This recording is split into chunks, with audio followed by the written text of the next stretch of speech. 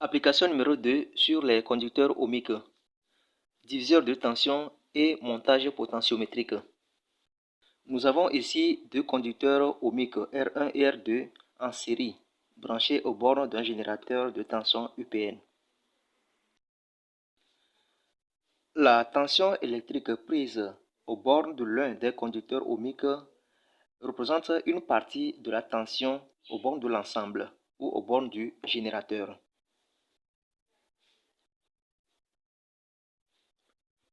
Le coefficient de proportionnalité entre la tension U2 et UPN est inférieur ou égal à 1. Alors, la tension U2 ou la tension de sortie prise aux bornes d'un conducteur ohmique dans ce montage peut prendre les valeurs de 0 à UPN. En particulier, si les deux conducteurs ohmiques ont la même résistance, la tension de sortie U2 ne serait que la moitié de la tension aux bornes du générateur. Nous avons ainsi un montage diviseur de tension. Nous allons prendre deux conducteurs ohmiques pour réaliser ce montage. Nous avons réalisé le montage de notre diviseur de tension. Voici le générateur. Sa borne positive étant ici, nous avons ce résisteur comme R1 et celui-ci R2. Voici l'interrupteur. Mesurons la tension aux bornes du générateur.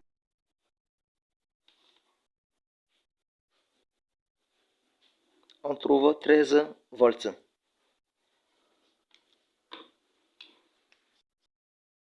Mesurons maintenant la résistance des conducteurs ohmiques R1 et R2.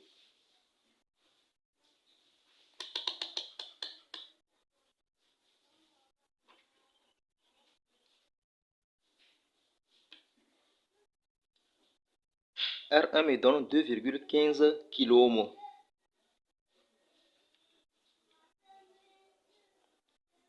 R2 nous donne 0,65 kΩ.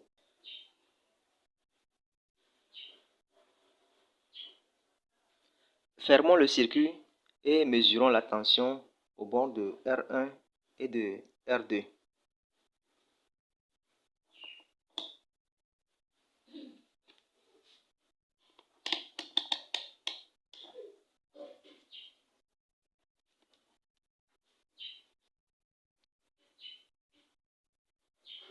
La tension U2 aux bornes de R2 nous donne 3,1 volts. Aux bornes de R1, nous avons U1 égale 10 volts.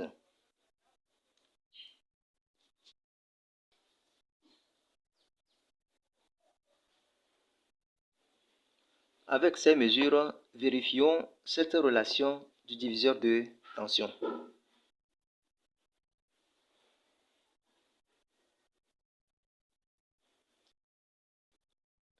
La tension U2 nous est donnée par cette formule, qui est rapportée ici. Lorsque nous remplaçons R1, R2 et UPN par leurs valeurs trouvées ici, après calcul, nous trouvons U2 égale à 3 volts, ce qui correspond à la mesure effectuée.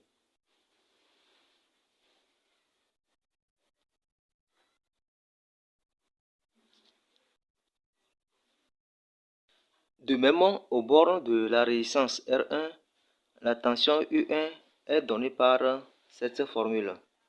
Par remplacement des valeurs de R1, R2 et de UPN, nous trouvons après calcul 9,98 volts, soit 10 volts, ce qui est obtenu expérimentalement.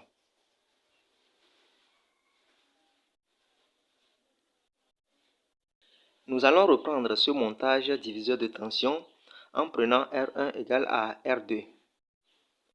Nous allons donc nous attendre à obtenir U1 égale à U2 égale à UPN sur 2. C'est-à-dire la tension aux bornes de chaque conducteur ohmique doit être égale à la moitié de la tension aux bornes du générateur.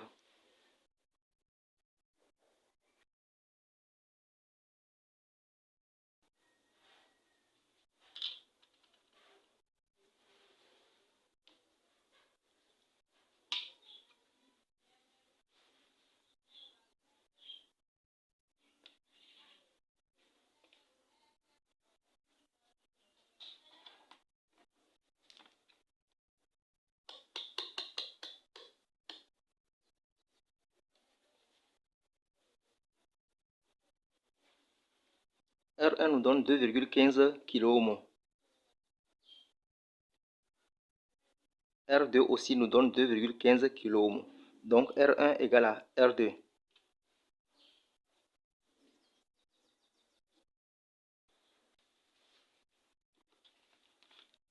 Mesure de tension.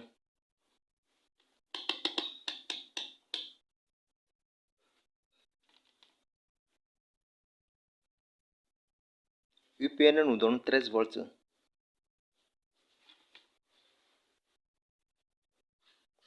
U1 nous donne 6,5 volts. U2 nous donne 6,5 volts.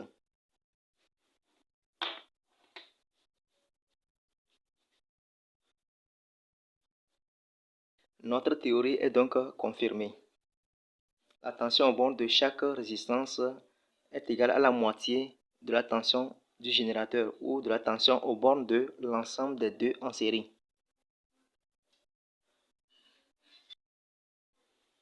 Je vais reprendre ce montage en remplaçant R1 par un potentiomètre ou une résistance ajustable.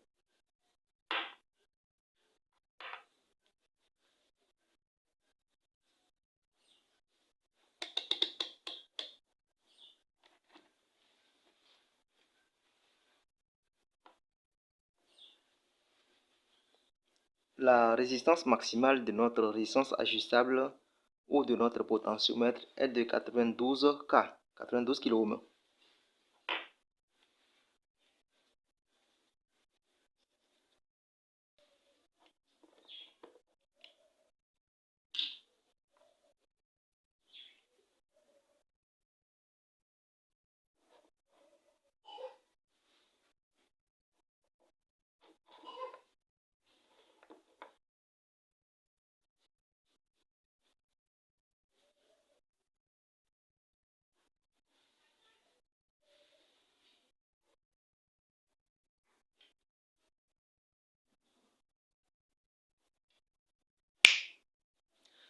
Nous allons brancher le voltmètre aux bornes du potentiomètre.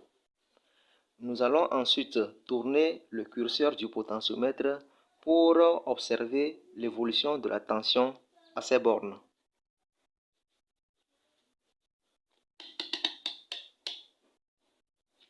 Le circuit est en marche. Le potentiomètre est branché et il est à sa valeur minimale, c'est-à-dire 0 ohm. Donc à ces bornes, nous avons 0 volts.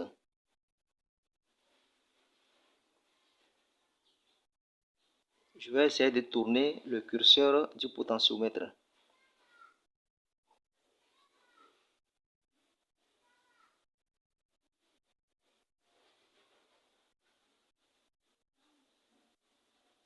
On observe l'évolution de la tension à ces bornes.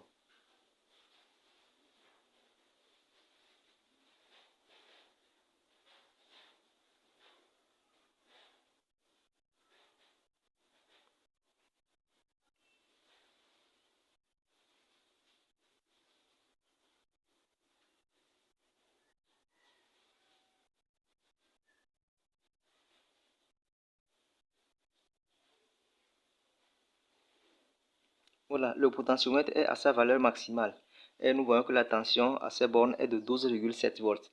Donc la tension au bord de notre potentiomètre a varié de 0 à 12,7 volts.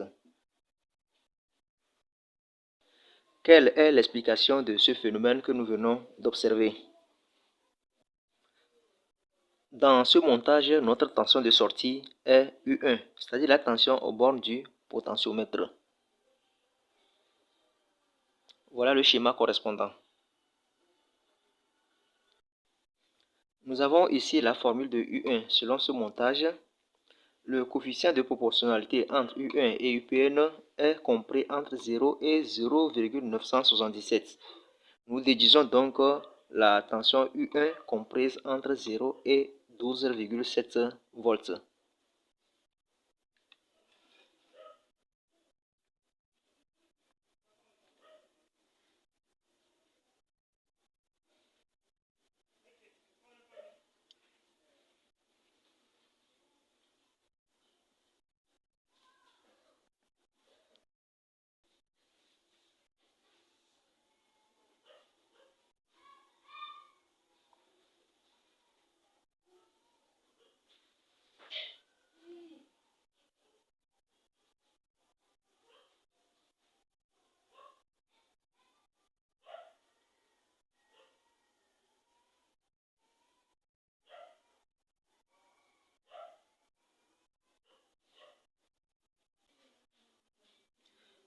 Je peux choisir une tension de 3 volts environ pour alimenter ces LED.